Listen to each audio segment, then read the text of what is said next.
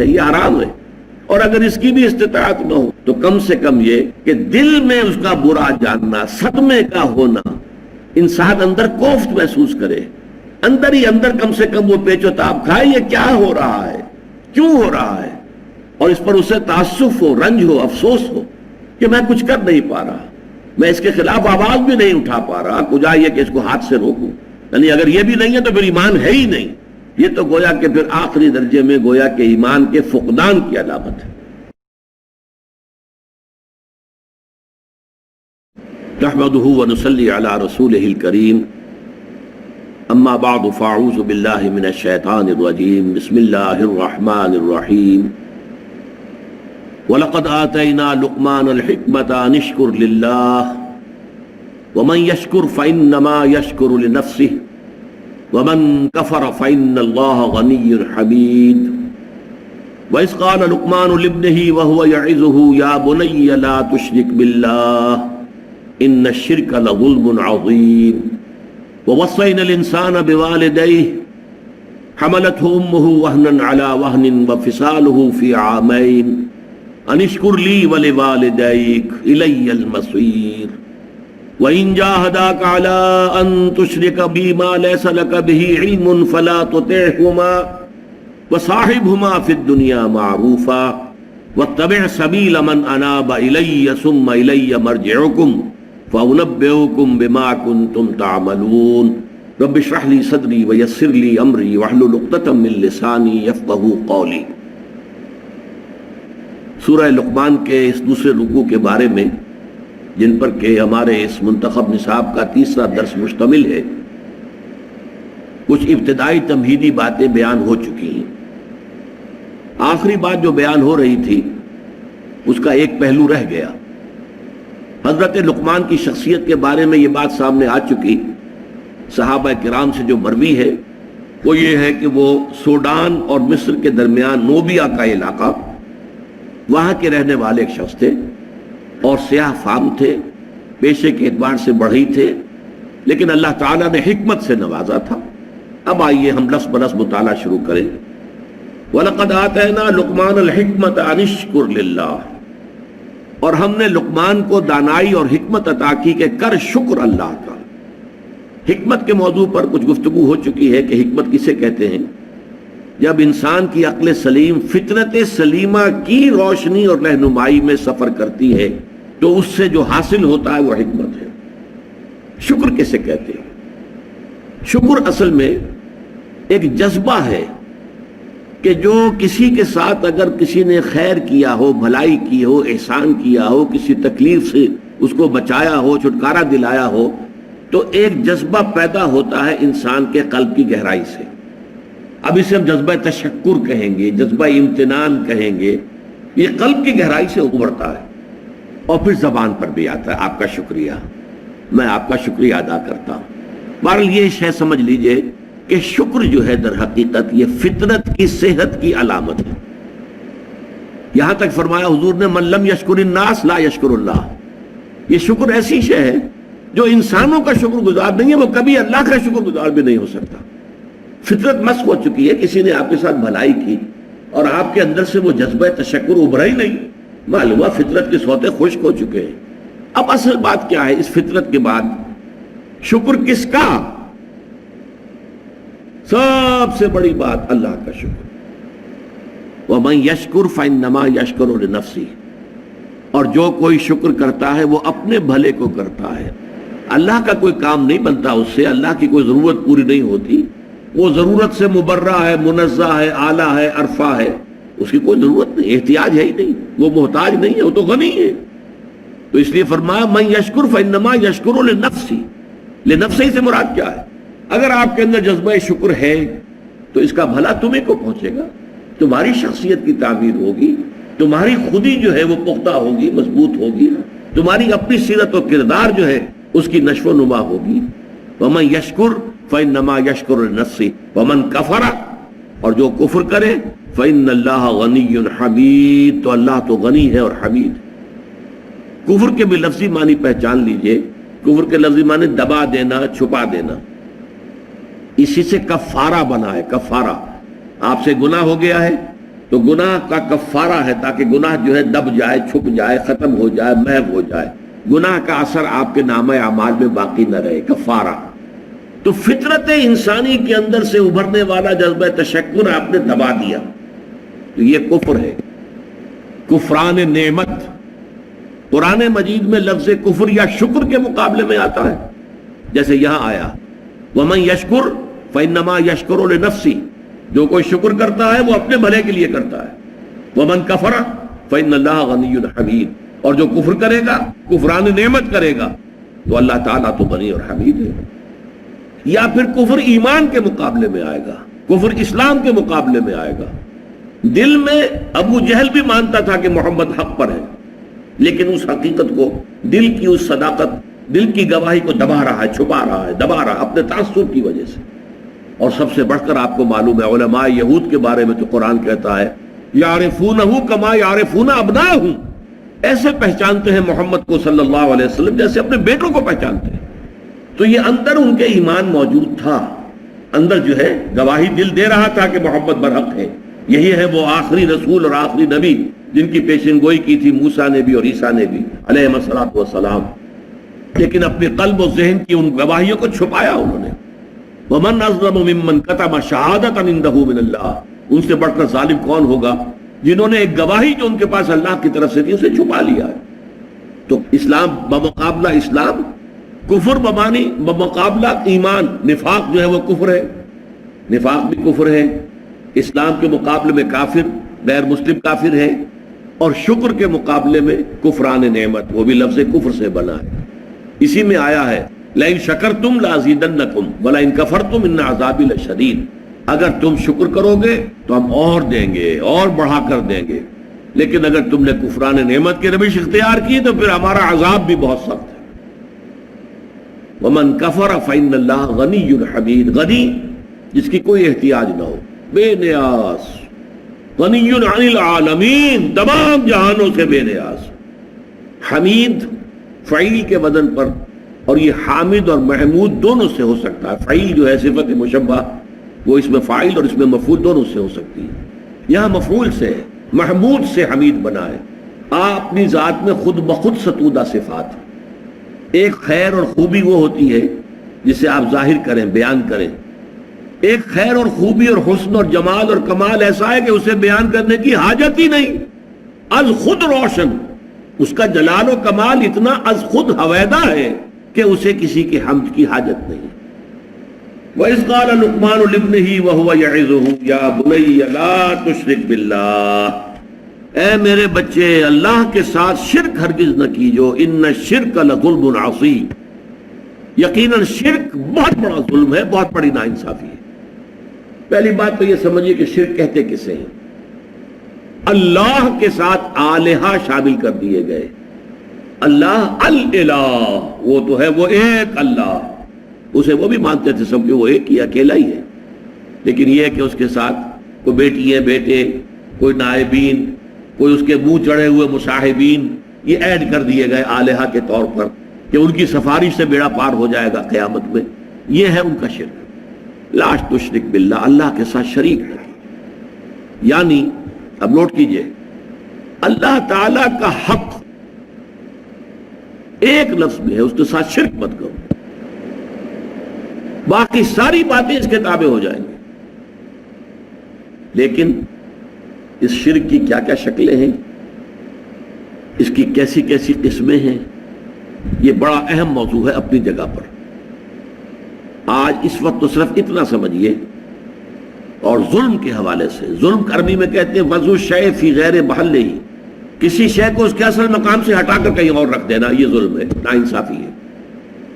شرک میں کیا ہوتا ہے؟ دو طرفہ ظلم ہوتا ہے، یا خالق اور مخلوق۔ اللہ خالق ہے، باقی کل کائنات مخلوق ہے، انبیاء، اولیاء، ملائکہ، جنات سب مخلوق ہیں۔ یا تو مخلوق میں سے کسی کو اٹھایا اور خالق کے ساتھ بٹھا دیا، یا خالق کو گرایا اور کسی اعتبار سے مخلوق میں سے کسی کے مشابہ کر دیا۔ یہ دونوں شکلیں ہیں شرک کی، اور دونوں بدترین ناانصافی ہیں۔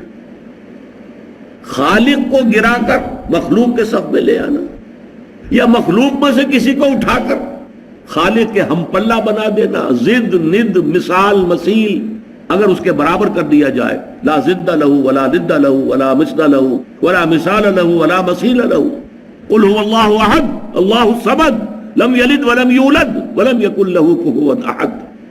اس ہستی کے ساتھ کسی درجے میں مخلوق میں سے کسی کو کسی پہلو سے، ہمہ جہت نہیں کسی پہلو سے بھی ہم پلہ بنا دینا اللہ کا، یہ شرک ہوگا۔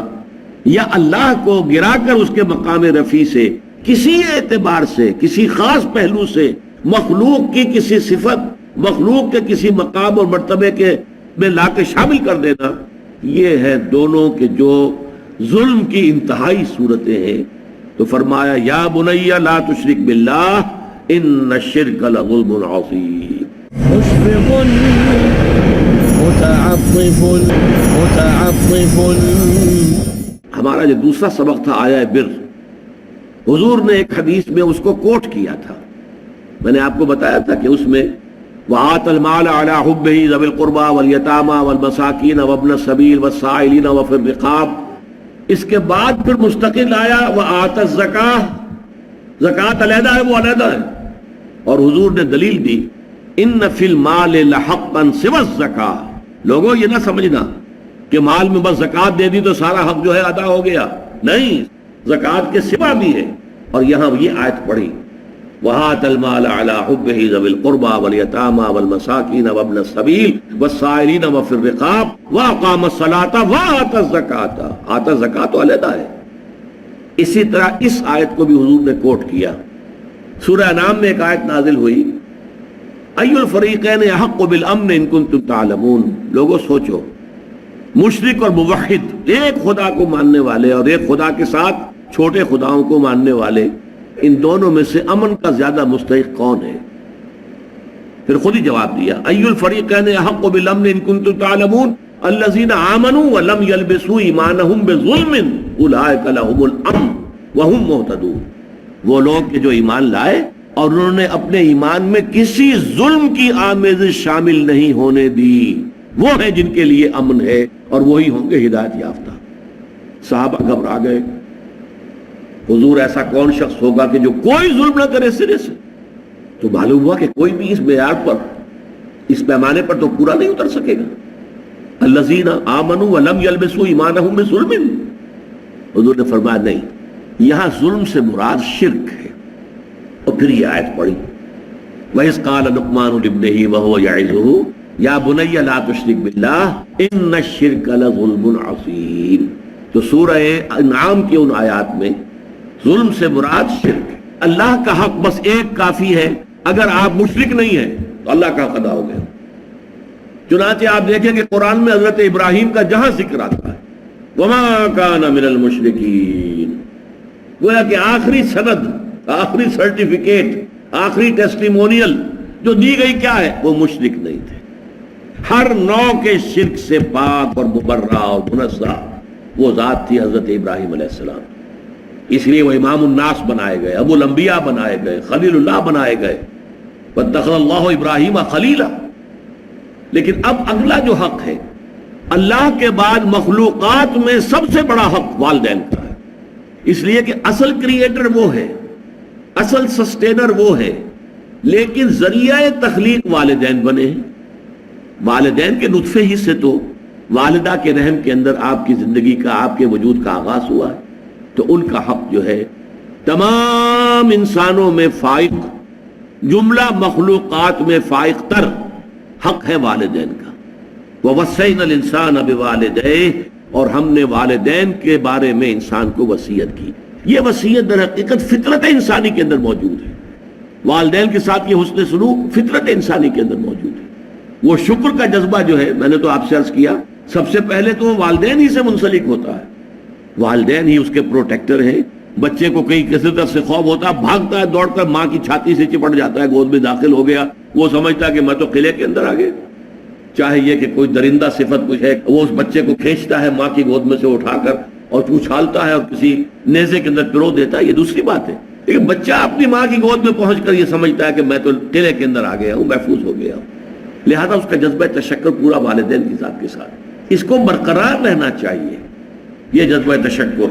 اور اس میں خاص طور پر یہی وجہ ہے قرآن مجید میں آپ دیکھیں گے کہ یہ 4-5 مقامات ایسے ہیں، سورہ بقرہ میں بھی ہے، سورہ نساء میں بھی ہے، سورہ انعام میں ہے، سورہ بنی اسرائیل میں ہے، کہ والدین کا حق اللہ کے حق کے فوراً بعد وَقَضَىٰ رَبُّكَ أَلَّا تَعْبُدُوا إِلَّا إِيَّاهُ وَبِالْوَالِدَيْنِ إِحْسَانًا، اور تیرے رب نے فیصلہ کر دیا ہے کہ تم نہیں بندگی کرو گے، پرستش کرو گے کسی کی سوائے اللہ کے، اور والدین کے ساتھ نیک سلوک، یعنی اللہ کے ذکر کے فوراً ساتھ جڑا ہوا۔ جیسے یہاں ہے انشکر لی ولوالدیک، شکر کرو میرا۔ دیکھیے اللہ کو اپنا حق جتانے میں کوئی حیا نہیں ہے، کوئی شرم نہیں ہے، اللہ نے اپنا حق کرو میرا شکر۔ انشکر لی، کریٹر میں ہوں، تمہاری ماں کے دل میں ممتا میں نے ڈالی ہے، تمہارے باپ کی شفقت جو ہے وہ جو اس کے دل میں تھی تمہارے لیے وہ میں نے پیدا کی تھی، تو اصل کریٹر اور سسٹینر تو میں ہوں، میرا شکر۔ اور یہاں پہلے اپنے شکر کا ذکر کیا، حالانکہ یہاں ذکر ہو رہا ہے والدین کا، وَوَصَّيْنَا الْإِنسَانَ بِوَالِدَيْهِ، کہ ہم نے وصیت کی انسان کو والدین کے بارے میں، لیکن اس کا اختتام جو ہو رہا ہے انشکر لی، شکر کرو میرا، وَلِوَالِدَيْكَ، اور اپنے والدین کا، اِلَيَّ الْمَصِيرُ، بالآخر تو میری ہی طرف لوٹ کر آ جانا ہے، تم بھی آ جاؤ گے، تمہارے والدین بھی آ جائے گا۔ لیکن یہاں نوٹ کیجئے والدین میں سے والدہ کے حق کو فائق قرار دیا گیا، حملتہ امہ وہنا علی وہن، اسے اٹھائے رکھا اس کی ماں نے کمزوری پر کمزوری جھیل کر، حملتہ امہ وہنا علی وہن وفصالہ فی عامین، اور پھر دودھ کا چھڑانا ہوا 2 سال۔ اسی لیے حدیث میں آتا ہے کہ ایک صحابی نے حضور سے پوچھا کہ حضور میرے حسن سلوک کا اولین مستحق کون ہے؟ آپ نے فرمایا تمہاری والدہ۔ انہوں نے پھر پوچھا ان کے بعد کون؟ پھر فرمایا تمہاری والدہ۔ پھر پوچھا ان کے بعد کون؟ پھر فرمایا تمہاری والدہ۔ چوتھی مرتبہ پوچھا پھر کون؟ تو فرمایا تمہارے والد۔ یعنی والد کے حقوق والدہ کے حقوق سے تہائی ہیں، یا یوں کہیے کہ والدہ کے حقوق والد کے حقوق سے 3 گنا ہیں۔ اور یہ بات اس لیے کہ واقعتاً جو مشقت ماں جھیلتی ہے باپ کی نہیں ہوتی۔ رات کو بھی ماں جاگتی ہے بالعموم، وہ باپ کو تو چاہتی ہے کہ سویا رہے، اسے کل جا کے کام کرنا ہے، مزدوری کرنی ہے یا کچھ اور کرنا ہے، بچہ رو رہا ہے تو وہ ماں جو ہے وہ اپنی نیند حرام کرے گی، کوشش کرے گی کہ باپ کی نیند میں خلل نہ آئے۔ یہ سارا جو ہے بوجھ جو ہے اٹھایا ہے ماں نے، جسمانی طور پر بھی، ذہنی طور پر بھی، نفسیاتی طور پر بھی۔ سب سے زیادہ جو عمل دخل ہے انسان کی پرورش میں وہ تو والدہ کا ہے، لہذا والدہ کے حقوق جو ہے، اور اس میں ذرا ایک توازن ہے، قانونی اعتبار سے اولاد والد کی ہے، اگر سیپریشن ہو جائے گی والد کو جائے گی، بہرحال تو والدہ کے حقوق جو ہے قانونی حق والد کا فائق ہے، لیکن اخلاقی حق والدہ کا بہت درجے فائق۔ الجنت تحت اقدام الامہات، جنت جو ہے وہ تو ماؤں کے پاؤں تلے ہے، یہی باپ کے پاؤں تلے نہیں کہا ہے۔ تو یہ بیلنس ہے، دنیاوی نظام چلانے کے لیے باپ کا معاملہ، وہ ہیڈ آف دی فیملی ہے، الرجال قوامون علی النساء، لیکن یہ ہے کہ جہاں تک اخلاق کا، حسن سلوک کا، ادب کا، لحاظ کا تعلق ہے، ماں کا حق 3 گنا فائق ہے۔ انشکر لی ولوالدیک الی المصیر۔ اب ایک سوال پیدا ہوتا ہے، ایک حق اللہ کا ہے کہ اس کے ساتھ شرک نہ کیا جائے، ایک حق والدین کا ہے کہ ان کے ساتھ ادب ہو، حسن سلوک ہو۔ اگر یہ 2 حق ٹکرا جائیں تو کیا کریں گے؟ کیا اگر والدین مجبور کریں شرک کرو؟ اور یہ مسئلہ بڑا پریکٹیکل مسئلہ تھا، یہ تھیوریٹیکل مسئلہ نہیں ہے۔ حضور پر جو نوجوان ایمان لے آئے تھے، والدین ان کے مشرک، اب والدین دباؤ ڈال رہے، تم اپنے آباء و اجداد کے دین کو چھوڑ کر کہاں چلے گئے ہو؟ گمراہ ہو گئے ہو، تم واپس آؤ۔ بعض کا معاملہ آتا ہے کہ ماں اکیلی تھی، باپ فوت ہو چکا تھا، اور ماں نے ہی پالا پوسا تھا سعد بن ابی وقاص کو، اور ماں نے پھر مرن برت رکھ لیا، نہ کچھ کھاؤں گی نہ پیوں گی، اپنے آپ کو ہلاک کر لوں گی جب تک سعد اپنے باپ کے دین میں واپس نہیں آتا۔ یہ کیا کیا سعد نے؟ اپنے باپ کا دین چھوڑ بیٹھا۔ تو ایک بہت بڑا اشکال، بہت بڑا مسئلہ، بہت بڑا پرابلم لوگوں کے لیے پیدا ہو۔ کیا کریں؟ فطرت یہ کہتی ہے ماں ہے، ماں نے پالا پوسا ہے، کتنا احسان مجھ پر ہے، اور اس کا حق مجھ پر کتنا ہے۔ دوسری طرف یہ کہ حق تو یہ ہے کہ اللہ کے ساتھ شرک نہیں کرنا، اب ٹکراؤ ہو گیا تو اس مسئلے کا عملی حل بتا دیا. وَإِن جَاهَدَاكَ عَلَىٰ أَن تُشْرِكَ بِي مَا لَيْسَ لَكَ بِهِ عِلْمٌ فَلَا تُطِعْهُمَا كُلًّا كُلًّا. اللہ کا حق فائق ہے والدین کے حق پر، لہذا والدین اگر اللہ کے حق پر دست اندازی کر رہے ہیں، اگر وہاں جو ہے چھاپا مار رہے ہیں، وہاں نقب لگا رہے ہیں، تو ان کی اطاعت نہیں کی جائے گی. فلا تطعهما، ان دونوں کی اطاعت مت کرو. کھلی کھلی بات، یہاں نو منسنگ آف دی ورڈز جس کو ہم کہتے ہیں، کچھ نہیں، صاف حکم فلا تطعهما. لیکن اس کا یہ مطلب بھی نہیں کہ والدین کے جملہ حقوق ساقط ہو گئے، نہیں، ان کے اس حکم کو تو نہیں ماننا. وَصَاحِبْهُمَا فِي الدُّنْيَا مَعْرُوفًا، دنیا میں ان کے ساتھ بھلے طریقے سے رہو، ان پر خرچ کرو، ان کی مدد کرو، ان کی خدمت کرو، ان کی دلجوئی کرو، یہ سب کچھ کرو. شرک چاہے وہ مشرک ہیں، کافر ہیں، لیکن ماں باپ ہیں تمہارے، ماں باپ ہونے کا رشتہ رہے گا قائم، وہ ختم نہیں ہوگا. یہ ہے اصل میں ایک ریئلسٹک انداز. یہ نہیں کہ بس وہ ہے تو دفع کرو ان کو، جائیں وہ مریں کپیں جان جائے، تمہارے اوپر کوئی حق نہیں رہا. نہیں، تم پر ان کے حقوق قائم ہیں. صاحبہما فی الدنیا معروفا، جو بھلا انداز ہے، جس کو سب کہیں کہ ہاں یہ اچھا انداز ہے، جو انسان کا جو کلیکٹیو کانشنس ہے وہ اس کو تسلیم کرے کہ ہاں یہ اچھا انداز ہے. والدین کے ساتھ وہ انداز تمہیں لازماً اختیار کرنا ہے. وَاتَّبِعْ سَبِيلَ مَنْ أَنَابَ إِلَيَّ. اب یہ بہت اہم مسئلہ بیان کر دیا. پیروی کرو اس شخص کے راستے کی جس نے کہ اپنا رخ میری طرف کر لیا ہے. والدین کی پیروی لازم نہیں ہے. ہو سکتا ہے والدین گمراہ ہوں، والدین مشرک ہوں، تو والدین کی پیروی نہیں. والدین جہالت کی رسمیں لے کر چلے آ رہے ہیں تو والدین کی پیروی نہیں ہوگی. وَاتَّبِعْ سَبِيلَ مَنْ أَنَابَ إِلَيَّ، پیروی کرو اس کے راستے کی جس نے اپنا رخ میری جانب کر لیا ہے. والدین کا ادب، والدین کے ساتھ حسن سلوک، یہ اپنی جگہ ہے. لیکن ایک تو اگر وہ شرک کا حکم دے تو وہ نہیں ماننا، دوسرے اتباع ان کا نہیں ہے، پیروی ان کی نہیں ہے. ہاں کیا کہنے ہیں، اگر والدین خود جو ہے اللہ کے مسلم اور مومن بندے ہوں تو کیا کہنے، نور علی نور، ان کی پیروی کیجیے، یہ تو نور علی نور ہے. لیکن اگر والدین غلط راستے پر چلے ہیں، وہ گمراہی کے راستے پر چلتے رہے ہیں، ان کے بڑے آباء و اجداد نے کوئی غلط رسمیں اور ریتیں شروع کر دی تھی اور وہ ان کی پابندی کر رہے ہیں، تو ان کی پیروی کرنا تم پر لازم نہیں ہے. پیروی کرو اس کی. وَاتَّبِعْ سَبِيلَ مَنْ أَنَابَ إِلَيَّ، جس نے میری طرف اپنا رخ کر لیا ہے. ثُمَّ إِلَيَّ مَرْجِعُكُمْ، پھر میری ہی طرف تم سب کو لوٹ کر آنا ہے. فَأُنَبِّئُكُمْ بِمَا كُنتُمْ تَعْمَلُونَ، پھر میں تمہیں جتلا دوں گا ایک ایک کر کے کہ تم کیا کرتے رہے ہو. یہ ہے درمیان میں کہ جو حضرت لقمان کی نصائح کے شروع ہونے کے بعد اللہ تعالیٰ کی طرف سے والدین کے حقوق کے ضمن میں، اور پھر اگر اللہ اور والدین کے حقوق آپس میں ٹکرا جائیں تو مسئلہ کیا ہوگا، اس کا حل کر دیا گیا. اس کے بعد بقیہ 4 آیات میں پھر حضرت لقمان کی نصیحتیں بیان ہوئی ہیں.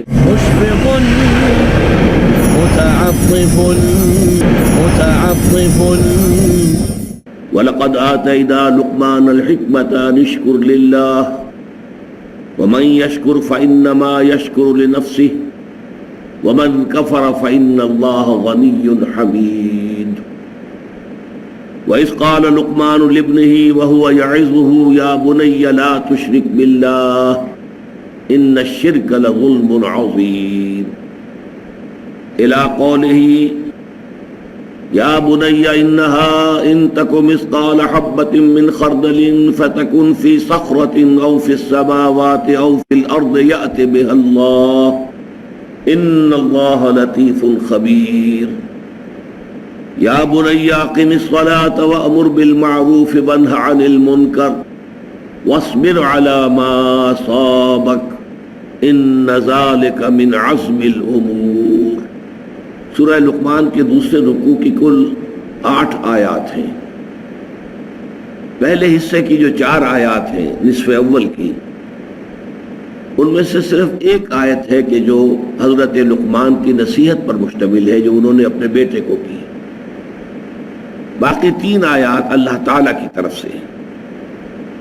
پہلی آیت میں اللہ تعالیٰ نے انٹروڈیوس کرایا حضرت لقمان کو. ہم نے لقمان کو حکمت اور دانائی عطا کی تھی کہ کر شکر اللہ کا، اور جو کوئی شکر کرتا ہے وہ اپنے ہی بھلے کو کرتا ہے. اور جو کفران نعمت کی روش اختیار کرتا ہے تو اللہ تعالیٰ تو غنی ہے، اسے کسی کے شکر یا کسی کی طرف سے کسی بھی طرح کی حمد اور ستائش کی کوئی حاجت نہیں۔ اس کے بعد پھر وہ نصیحت آئی جو یوں کہیے کہ 100 نصیحتوں کی ایک نصیحت ہے۔ وَإِذْ قَالَ لُقْمَانُ لِابْنِهِ وَهُوَ يَعِظُهُ يَا بُنَيَّ لَا تُشْرِكْ بِاللَّهِ، اور یاد کرو جب کہ کہا تھا لقمان نے اپنے بیٹے سے جب کہ وہ اسے نصیحت کر رہے تھے، اے میرے بچے اللہ کے ساتھ کسی کو شریک مت ٹھہرائیو، ان الشرک لظلم عظیم، یقیناً شرک بہت بڑا ظلم ہے، بہت بڑی ناانصافی ہے۔ یہاں سے در حقیقت شکر کا جو ایک لازمی تقاضا ہے، ادائے حقوق، اگر کوئی آپ کے ساتھ کوئی بھلائی کر رہا ہے تو آپ بھی اس کے ساتھ بھلائی کرنی چاہیے۔ حل جزاء الاحسان الا الاحسان قاعدہ ہے، کلیہ ہے، فطرت کی بدیہیات میں سے ہے، تو اسی میں سے ایک تقاضا نکلتا ہے کہ پھر اس کا ایک حق آپ پر قائم ہو جاتا ہے کہ جو حق آپ کو ادا کرنا ہے۔ اس کے بعد ادائے حقوق کا تذکرہ جو آیا تو اس میں والدین کا حق، مخلوق میں سب سے بڑھ کر جو حقوق ہیں انسان پر وہ والدین کے ہیں۔ خالق اگرچہ اللہ ہے لیکن تخلیق میں ذریعہ والدین بنے ہیں۔ پروردگار پالنہار رزاق اللہ ہے، لیکن یہ کہ انسان تک اس کی یہ تمام رزاقیت جو ہے وہ پہنچتی ہے والدین کے ذریعے سے۔ بچپن کے اندر وہی در حقیقت ذریعہ بنتے ہیں اس کے پالنے اور پوسنے کا، لیکن اس میں یہ ہے کہ اگر والدین کا یہ حق کہ ان کے ساتھ حسن سلوک کیا جائے، اس سے آگے بڑھ کر اللہ تعالیٰ کے حق پر دسترازی کرے اور انسان کو مجبور کرے کہ وہ اللہ کے ساتھ شرک کرے، تو صاف کہہ دیا گیا ان دونوں کا کہنا مت مان، میری ہی طرح تم سب کو لوٹنا ہے، تمہیں بھی اور تمہارے والدین کو بھی۔ پھر وہاں سب کو معلوم ہو جائے گا کہ حقیقت حال کیا تھی۔ دنیا میں تمہیں ان کے ساتھ حسن سلوک تو ضرور کرنا چاہیے، لیکن یہ کہ اطاعت اور اتباع کا معاملہ در حقیقت والدین کے لیے نہیں ہے، بلکہ وَاتَّبِعْ سَبِيلَ مَنْ أَنَابَ إِلَيَّ، پیروی کرو اس شخص کے راستے کی جس نے اپنا رخ میری طرف کر لیا۔ لہذا اس میں ہے در حقیقت دوسری ہدایت کے جو سامنے آ گئی۔ اب پھر حضرت لقمان کی نصائح کا سلسلہ شروع ہو رہا ہے۔ یہ پہلے نصف کی آخری آیت اور دوسرا نصف جو ہے اس کی چاروں آیات جو ہے مشتمل ہے حضرت لقمان کی نصائح پر۔ یا بنی انہا ان تکو مثقال حبۃ من خردل فتکن فی صخرۃ او فی السماوات او فی الارض یأت بہا اللہ ان اللہ لطیف خبیر۔ اے میرے بچے اگر ہو وہ، اور وہ سے مراد کیا ہے؟ انہا، یہ ہا جو ہے یہاں پر یہ ضمیر قصہ ہے، اس کا کوئی مرجع لفظاً موجود نہیں ہے کہ کس شے کی طرف یہ ضمیر اشارہ کر رہی ہے، یہ گویا کہ خود ایک امپلائڈ ہے، محود ہے، یعنی نیکی یا بدی، انسانی عمل اگر ہو وہ ایک رائی کے دانے کے ہم وزن، انہا ان تکو مثقال حبۃ من خردل۔ اب ظاہر بات ہے کہ یہ جو تشبیہات دی جاتی ہیں تو یہ ہر زبان کے بولنے والے اپنے مشاہدے کے اعتبار سے تشبیہات اخذ کرتے ہیں۔ مثلا رائی کا دانہ بہت چھوٹی چیز ہے، تو جہاں کسی شے کے بارے میں کہنا وہ بہت چھوٹی چیز ہے تو اسی رائے کے دانے کے ساتھ جو ہے تشبیہ دی جائے گی۔ یا ایک اور ذریعہ تھا عرب میں، یہ جو کیڑیاں ہوتی ہیں چھوٹی چھوٹی، ان کے انڈوں سے جب بچے نکلتے ہیں وہ ایسے اتنے چھوٹے ہوتے ہیں کہ بمشکل دیکھے جا سکیں، دکھائی نہیں دیتے، ان کو ذر کہتے ہیں، اور اس ذر سے لفظ ذرہ بنا ہے۔ تو یہ لفظ جو آتا ہے سورۃ الزلزال میں فَمَنْ يَعْمَلْ مِثْقَالَ ذَرَّةٍ خَيْرًا يَرَهُ وَمَنْ يَعْمَلْ مِثْقَالَ ذَرَّةٍ شَرًّا يَرَهُ، مثقال کا لفظ یہاں بھی آیا ہے وہاں بھی آیا ہے، ہم وزن ہونا۔ تو اگر نیکی یا بدی ذرے کے ہم وزن ہو یا رائی کے دانے کے ہم وزن ہو، فَتَكُنْ فِي صَخْرَةٍ، پھر خواہ وہ کسی چٹان میں ہو، کسی پہاڑ کی کوہ میں داخل ہو کر وہ عمل کیا گیا ہو، او فی السماوات، یا وہ آسمانوں میں ہو، فضا کی پہنائیوں میں یا خلا کی وسعتوں میں کہیں وہ عمل کیا گیا ہو، او فی الارض، یا زمین میں سرنگ لگا کر کئی گہرائی میں جا کر وہ کام کیا گیا ہو، یأت بہ اللہ، اللہ اسے لے آئے گا. لے آئے گا سے مراد کیا ہے؟ یعنی اللہ تعالیٰ اس کی جزا یا سزا دے گا، اس کا حساب کتاب ہوگا. اعمال انسانی جو ہے وہ ضائع ہونے والی شے نہیں ہے. اب یہ دوسرا مسئلہ ہے حکمت کا جو یہاں زیر بحث آ رہا ہے.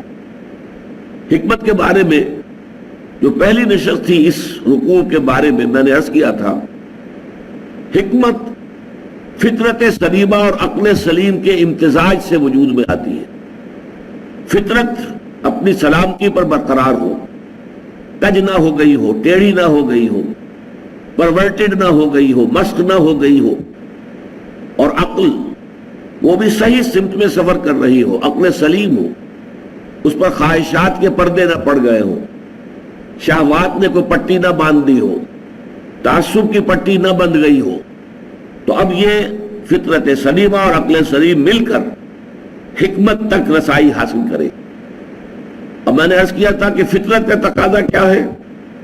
جذبہ شکر، تشکر، کہ اگر آپ کے ساتھ کوئی بھلائی کرے تو آپ کے دل میں اس کے لیے خاص قسم کا تشکر و امتنان کا جذبہ پیدا ہونا چاہیے. یہ فطرت ہے. نہیں ہوتا ہے تو اس کا مطلب ہے فطرت مسخ ہو گئی، فطرت کے سوتے خشک ہو گئے.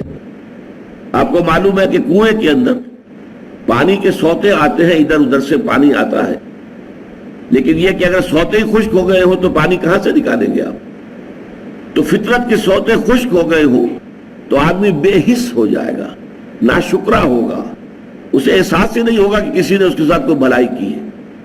فطرت اگر ہے تو شکر کا جذبہ لازماً پیدا ہوگا. اب عقل کا کام کیا ہے؟ وہ اپنے محسن حقیقی کو پہچانے. میرا اصل منعم کون ہے، اصل محسن کون ہے، میرا خالق کون ہے، میرا رب کون ہے. جیسے میں عرض کر چکا ہوں کہ انسان کے ذہن کا ارتقاء ہوتا ہے، اس کے شعور کا دائرہ وسیع ہوتا ہے. ابتدا میں وہ سمجھتا ہے میرے والدین ہی سب کچھ ہے، وہی پالتے پوستے ہیں، وہی میری تکلیف پر خود تڑپ اٹھتے ہیں، وہی میری ہر ضرورت پوری کرنے کے لیے ہر وقت تیار ہوتے ہیں، وہی مجھے ہر خطرے سے بچانے کے لیے ہر وقت جو ہے آمادہ ہوتے ہیں. لہذا وہ جذبہ تشکر صرف ان کی ذات تک جو ہے وہ مرکوز ہوتا ہے.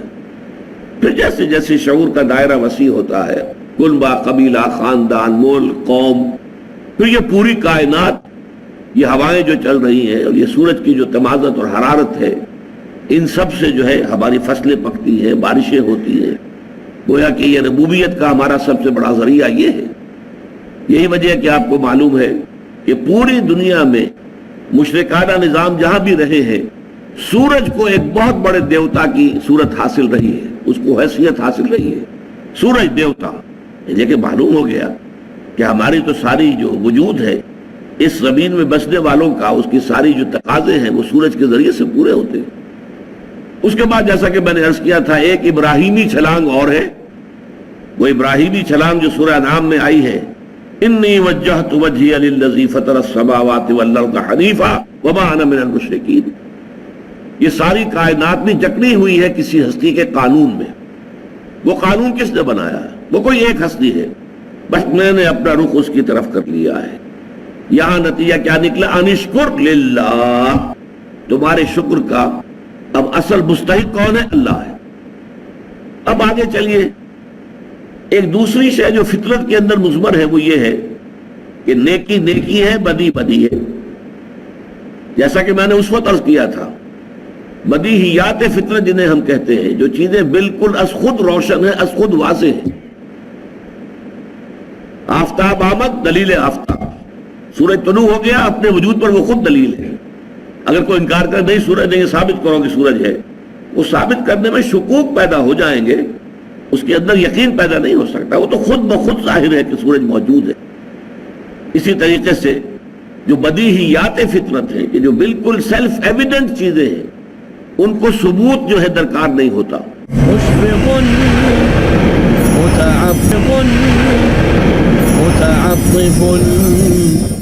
انی وجہت وجہی للذی فطر السماوات والارض حنیفا وما انا من المشرکین. یہ ساری کائنات میں جکڑی ہوئی ہے کسی ہستی کے قانون میں. وہ قانون کس نے بنایا ہے؟ وہ کوئی ایک ہستی ہے، بس میں نے اپنا رخ اس کی طرف کر لیا ہے. یہاں نتیجہ کیا نکلا؟ انشکر للہ، تمہارے شکر کا اب اصل مستحق کون ہے؟ اللہ ہے۔ اب آگے چلیے، ایک دوسری شے جو فطرت کے اندر مضمر ہے وہ یہ ہے کہ نیکی نیکی ہے، بدی بدی ہے۔ جیسا کہ میں نے اس وقت عرض کیا تھا، بدیہیات فطرت جنہیں ہم کہتے ہیں، جو چیزیں بالکل از خود روشن ہیں، از خود واضح ہیں۔ آفتاب آمد، دلیل آفتاب، سورج طلوع ہو گیا، اپنے وجود پر وہ خود دلیل ہے۔ اگر کوئی انکار کرے نہیں سورج نہیں، ثابت کرو کہ سورج ہے، وہ ثابت کرنے میں شکوک پیدا ہو جائیں گے، اس کے اندر یقین پیدا نہیں ہو سکتا، وہ تو خود بخود ظاہر ہے کہ سورج موجود ہے۔ اسی طریقے سے جو بدیہیات فطرت ہیں کہ جو بالکل سیلف ایویڈنٹ چیزیں ہیں، ان کو ثبوت جو ہے درکار نہیں ہوتا۔ آپ کے علم میں ہوگا کہ ایک بہت بڑی کتاب لکھی گئی تھی، کانٹ نے لکھی تھی، کرٹیک آف پیور ریزن، اور اس نے ثابت کیا تھا کہ اللہ کے وجود کے لیے، خدا کے وجود کے لیے کوئی منطقی دلیل جو ہے وہ موجود نہیں ہے۔ جو دلیل بھی دی جاتی ہے اسے منطق ہی کاٹ دیتی ہے۔ ان الحدید بالحدید یفلح، لیکن اس نے پھر بعد میں ایک اور کتاب لکھی۔ اب یہ بھی ہو سکتا ہے کہ وہ ماحول کے دباؤ کے تحت لکھی ہو کہ اس کے خلاف بڑے جذبات جو ہیں وہ پیدا ہو گئے کہ خدا کا تو اس نے انکار کر دیا گویا کہ۔ پھر اس نے لکھا ہے کرٹیک آف پریکٹیکل ریزن، اور کہا کہ پریکٹیکل زندگی کا جو ہمارا حصہ ہے عملی، اس کے لیے خدا کا ماننا ناگزیر ہے، لازمن ہے، اس لیے کہ مورل لا ودن، ہمارے اندر جو ہے مورل لا وہ موجود ہے۔ The starry heavens above and the moral laws within, ہمارے سروں کے اوپر یہ جو ستاروں بھرا آسمان ہے یہ اللہ کے وجود پر شاہد ہے۔ منطق سے ثابت نہیں ہوتا اللہ، لیکن اللہ تعالیٰ ان آیات کے حوالے سے ثابت ہوتا ہے۔ اور مورل لا ودن، یہ مورل لا کہ خیر خیر ہے، شر شر ہے، نیکی نیکی ہے، بدی بدی ہے، اچھائی اچھائی ہے، برائی برائی ہے۔ اس میں بھی اگر کوئی شخص ثابت کرنا مطالبہ کرے، ثابت کرو، ثابت کرو کہ سچ بولنا اچھا ہے، ثابت کرو کہ جھوٹ بولنا برا ہے، تو اس بحث کے اندر تو الجھ تو جائیں گے، بات حل نہیں ہوگی۔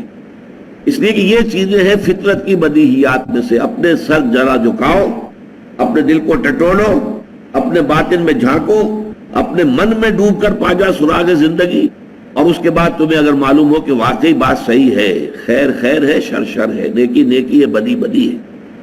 آج کل تو آپ کو معلوم ہے کہ ایک مقولہ عام بھی ہے، nothing is good or bad, only thinking makes it so۔ یہ بہت بڑا گویا کہ اخلاق کے تمام نظام کو تلپٹ کر دینے والا قول ہے۔ نہ کوئی خیر خیر ہے، نہ کوئی شر شر ہے، یہ تو ہمارے سوچنے سے ہم نے سوچ لیا کہ یہ خیر ہے اور ہم نے سوچ لیا کہ یہ شر ہے، گویا کہ یہ سب کچھ ہماری سوچ کا نتیجہ ہے۔ معاذ اللہ معاذ اللہ، یہ پورے نظام کو تلپٹ کر دینے والا، اخلاقیات کی جو ہے جڑیں کھود دینے والی بات ہے۔ لیکن یہ اس وقت عام طور پر لوگوں کی زبان پر یہ جملہ ہوتا ہے، nothing is good or bad, only thinking makes it so۔ نہیں، گڈ اور ایول، اچھائی اور برائی، یہ در حقیقت مستقل اقدار ہیں، اور نفس انسانی کے اندر ودیعت شدہ موجود ہے، نفس انسانی کے اندر، یہ نوٹ کر لیجئے۔ اس لیے کہ قرآن مجید کی ایک عظیم سورت جو ہے والشمس وضحاها، اس کا مرکزی مضمون یہ ہے وَنَفْسٍ وَمَا سَوَّاهَا فَأَلْهَمَهَا فُجُورَهَا وَتَقْوَاهَا قَدْ أَفْلَحَ مَنْ زَكَّاهَا وَقَدْ خَابَ مَنْ دَسَّاهَا۔ یہ مرکز ہے اس کا، یہ عمود ہے۔ شاہد ہے وہ نفس، یا قسم ہے اس نفس کی، اور جو اللہ نے اس کو بنایا، سنوارا، تسویہ کیا، اسے درست کیا، نک سک سے درست کیا، اور پھر اس میں الہامی طور پر فجور اور تقوی کا علم کہ یہ بات اچھی ہے، یہ بری ہے، یہ تقوی کی بات ہے اور یہ فجور اور فسوق کی بات ہے، یہ ہم نے الہامی طور پر ودیعت کر دیا۔ اچھا، پہلی بات تو یہ ہو گئی، یہ تو ہے فطرت کی بات۔ اب عقل کی بات آتی ہے اس میں۔ عقل جو ہے وہ یہ دیکھتی ہے اس کائنات کے اندر اپنے مشاہدے کی بنیاد پر، اس پوری کائنات میں کوئی شے بیکار، بے مقصد، بے نتیجہ نہیں ہے۔ گھاس کے ایک تنکوں کے بھی آپ نہیں کہہ سکتے کہ یہ بیکار ہے، ہر شے کا اپنا ایک فنکشن ہے۔ یہ کیڑیاں جو ہے یہ بھی کوئی فنکشن پورا کر رہی ہیں، ہر شے، ہر مخلوق، چھوٹی بڑی، ہر شے کا کوئی نہ کوئی جو ہے نتیجہ ہے، نتیجہ خیز ہے۔ کار عبث یہاں نہیں ہے۔ ربنا ما خلقت ھذا باطلا، پروردگار تو نے یہ سب کچھ بیکار پیدا نہیں کیا ہے۔ افحسبتم انما خلقناکم عبثا وانکم الینا لا ترجعون، کیا تم نے سمجھا کہ ہم نے تمہیں عبث پیدا کیا، بیکار پیدا کیا؟ نہیں، جب کائنات میں کوئی شے بیکار نہیں تو یہ نیکی اور بدی کا جو سلسلہ ہمارے اندر موجود ہے اس کا نتیجہ ہمیں اس دنیا میں نکلتا نظر نہیں آتا۔ نیکوکاروں کے لیے بس اوقات تکالیف ہیں، مصائب ہیں، مشکلات ہیں۔ سچ بولیے، ہو سکتا ہے کہ آپ کو جیل جانا پڑے، اور جھوٹ بولے تو آپ وہ جیل جانے سے بچ سکتے ہیں۔ آپ اگر کوئی کلمہ خیر کہتے ہیں، ہو سکتا ہے ریزنٹمنٹ ہو، شدید جو ہے آپ کے خلاف رد عمل آئے۔ اگر کسی کو کسی بات پر ٹوک دیتے ہیں، غلط بات پر، تو پھر تو یہ ہے کہ اپنی عزت بچا کر وہاں سے جانا شاید مشکل ہو جائے۔ اور دنیا کے اندر جن کے کوئی اسکروپلز نہیں ہے، کوئی اصول نہیں ہے، کوئی اسکروپلز نہیں ہے، کوئی اصول نہیں ہے، بلکہ یہ کہ داؤ جو لگ جائے، جس وقت لگ جائے، جس طور سے لگ جائے، داؤ لگاؤ، حلال حرام، غلط صحیح، جائز ناجائز، اس سے کوئی بحث نہیں۔ وہ عیش کر رہے ہیں، دندناتے پھر رہے ہیں، ان کی آج کل عزت بھی ہے، جانتے بھی ہیں کہ ان صاحب کے پاس جو رقم آئی ہے یہ سب کی سب سمگلنگ کی ہے، یا ان کے پاس جو دولت نظر آ رہی ہے یہ سب ہیروئن کی ٹریڈ کی ہے، لیکن پھر بھی عزت انہیں کی ہے، سلام انہیں کو کیا جاتا ہے۔ نیکوکاروں کے لیے یہاں پر 2 وقت کی سوکھی روٹی مشکل ہے۔ لہذا معلوم ہوا کہ اس اعتبار سے، مورل لا کے اعتبار سے یہ دنیا نامکمل ہے، فزیکل لا کے اعتبار سے یہ مکمل ہے۔ آپ سنکھیا کھائیں گے مر جائیں گے، لیکن آپ کسی یتیم کا مال ہڑپ کر جائیں گے کچھ بھی نہیں ہوگا۔ معلوم ہوا مورل لا یہاں ایفیکٹو نہیں ہے، نتیجہ خیز نہیں ہے، اس کے نتائج نہیں نکل رہے۔ حالانکہ عقل کا تقاضا یہ ہے کہ گندم از گندم بے رویت، جو سے جو، گندم سے گندم پیدا ہونی چاہیے، جو سے جو پیدا ہونی چاہیے۔ یہ کیسے ہو گیا کہ بھلوں کے لیے تکالیف اور مصائب، مصیبتیں، اور جو کسی بھی اخلاقی اصول کے پابند نہیں ان کے لیے عیش آرام، ان کے لیے دنیا میں عزت، وقار، سربلندی، یہ کیوں ہے؟ یہ کیسے ہے ایسا؟ واقعہ یہی ہے۔ لہذا کوئی اور دنیا ہونی چاہیے جس میں اس مورل لا کے تقاضے پورے ہوں۔ یہ ہے وہ سارا فطرت اور منطق کا اور عقل کا ارتباط جس سے معاد کا تصور ابھرتا ہے۔ یہ دنیا جو ہے فزیکل لاز کے اعتبار سے مکمل ہے، نتیجہ خیز ہے فزیکل لاز۔ آپ انگارہ رکھیے اپنی زبان پر، زبان جل جائے گی۔ آپ نے جھوٹ بولا، جھوٹی قسم کھائی، زبان پہ چھالا تک نہیں نکلے گا۔ پھر وہی بات میں کہ دوہرا رہا ہوں، فزیکل لاز کے اعتبار سے دنیا مکمل، اس کے نتائج ظاہر ہو جاتے ہیں، لیکن مورل لاز کے اعتبار سے نامکمل۔ لہذا کوئی اور عالم ایسا ہونا چاہیے کہ وہ اللہ کہ جو عادل ہے، قائم بالقسط ہے، جو انصاف کرنے والا ہے، وہ در حقیقت پھر ہر ایک کو جو اس کا حق ہے، حق بحقدار رسید والا معاملہ کرے، نیکوکاروں کو وہاں پر بدلہ ملے، ان کے لیے خلعتیں ہیں اور ان کو جنتوں کے اندر رکھا جائے۔ لیکن یہاں پر آپ دیکھیں گے، نوٹ کیجئے، چونکہ میں نے یہ بیان کیا تھا کہ حضرت لقمان نہ نبی تھے نہ نبی کے پیروکار تھے، لہذا یہاں پر معاد کا جو بنیادی فلسفہ ہے وہ تو آ گیا ہے، لیکن معاد کے ضمن میں بعث بعد الموت، حشر و نشر، حساب اعمال، پل صراط، جنت اور دوزخ، اس کا کوئی ذکر نہیں ہے۔ اس لیے کہ یہ چیزیں وہ ہیں جو نبوت کے ذریعے معلوم ہوتی ہیں، یہ صرف عقل سے معلوم نہیں ہو سکتی۔